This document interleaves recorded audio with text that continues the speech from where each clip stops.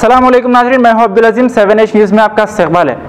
चंदनगुट्टा police ने शेख सईद बिन अब्दुल रहमान बवाजीर को गिरफ्तार कर लिया है, जो 16 साल नाबालिग लड़के को अश्लील वीडियोस दिखाकर उसका रेप किया। नाज़रीन, आपको बता दें, ये दरिंदा सईद बिन अब्दुल रहमान बवाजीर पहले भी रेप और अटेम्प्ट टू मर्डर जैसे कई केसेस में मुलव्विस है। फलकनुमा एसीपी सैयद फयाज ने प्रेस मीट करते हुए इस केस की तफसीलात बताई।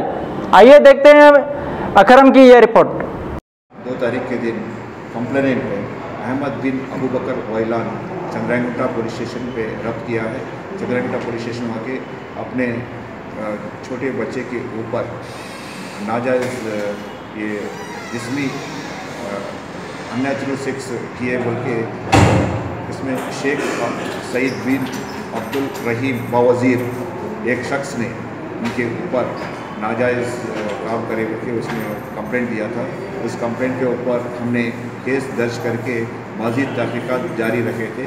मज़ीद तहक़ीक़ात जारी रखने में वो नाबालिग लड़के को हमने भरोसा सेंटर को भिजा दिया है। भरोसा सेंटर में भी उसने जो हमारे सामने जो पेश किया है वही स्टेटमेंट वहाँ भरोसा सेंटर पे दे चुका है। उसने ये बता रहा था कि ये जो मुजरिम है शेख सईद बिन अब्दुल रहीम बवाजीर जो बारकस में रहने वाला है, उसने इस लड़के को अपने रूम में लेके जाके नाजायज़ काम करा इसको, और जो भी अननेचुरल सेक्स कहा जाते हैं उसमें इसको अटेम्प्ट करके अननेचुरल सेक्स करा बोल के वो लड़का ने अपने माँ बाप को बताया था। और इस एक ही बार नहीं किया है, चंद दिनों से रमज़ान के महीने के बाद इसने ये लड़के को 2-3 बार अपने रूम में बतवा के ऐसे ही काम करा रहा बोल के वो लड़का ने हमारे सामने पेश किया है। उसके ऊपर केस दर्ज करे थे।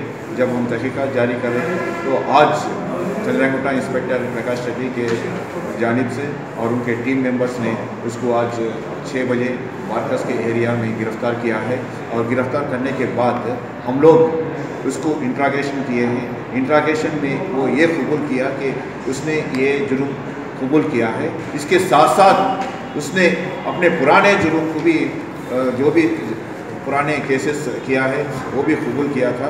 ये गुज़िश्ता साल 2017 के 49 में 2017 में एक रेप केस में भी इसने मुलजिम हो चुका था।